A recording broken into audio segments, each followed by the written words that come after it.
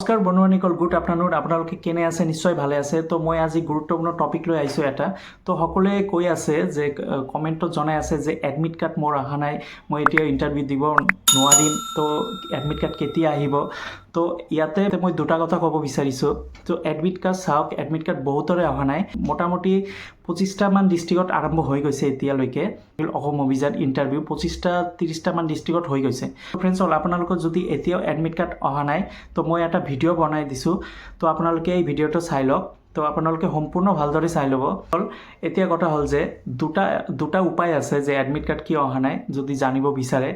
যে আপোনালোকে DIC office, আপোনালোকৰ ডিষ্ট্ৰিক্টত যিটো DIC অফিচ আছে সেই অফিচত গৈ আপোনালোকে সুধিব পাৰে সিহঁতক যে মোৰ এডমিট কাৰ্ড কিয় অহা নাই, মই প্ৰজেক্ট ফাইলো দিছোঁ, তাৰপিছত মই এপ্লাই কৰিছোঁ, তো কিয় অহা নাই। তো আপোনালোকে এই DIC অফিচত গৈ এবাৰ সুধিব পাৰে যে কিয় অহা নাই, তো সিহঁতে কৈ দিব।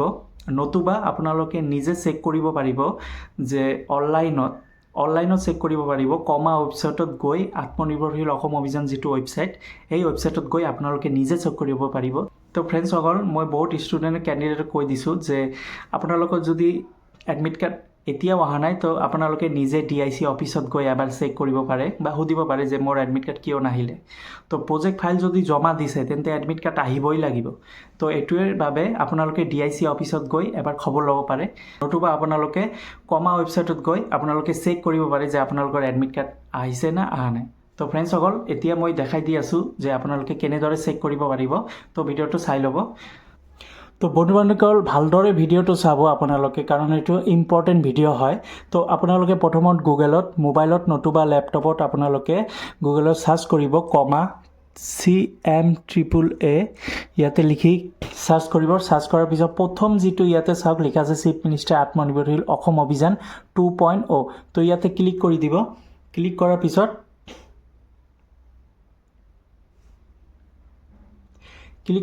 চাওক এইটো হৈছে আত্মনিৰ্ভৰশীল অসম অভিযানৰ এইটো ৱেবছাইট।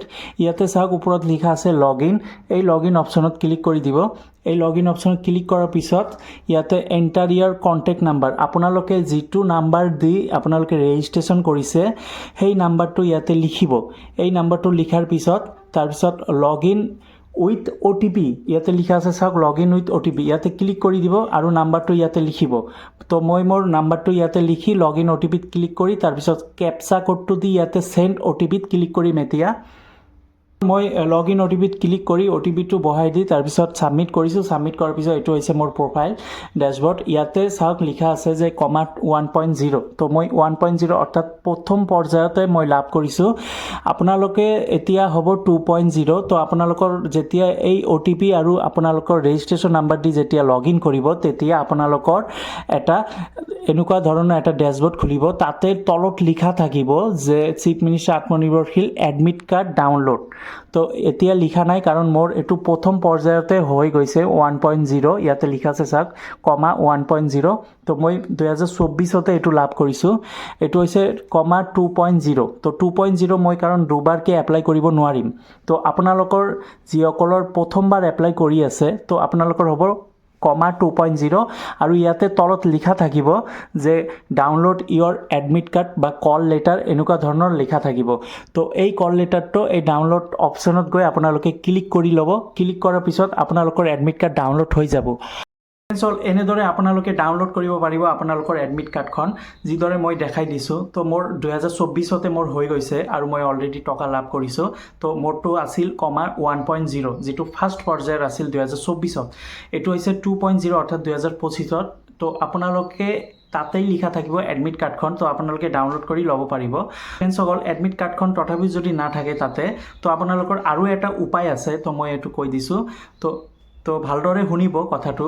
তো আৰু এটা উপায় এইটোৱে হ'ল যে আপোনালোকে DIC অফিচত গৈ আপোনালোকে এবাৰ খবৰ লওক যে আপোনালোকৰ এডমিট কাৰ্ডখন কিয় নাহিলে। তো সিহঁতে এই কথাখিনি আপোনাক জনাই দিব, ইনফৰমেশ্যনখিনি সিহঁতৰ কাষতে থাকিব। কাৰণ আপোনালোকে এপ্লাই কৰিছে, প্ৰজেক্ট ফাইলটো জমা দিছে, তেন্তে কিয় নাহিল। তো আপোনালোকে DIC অফিচত গৈ এবাৰ খবৰ কৰক।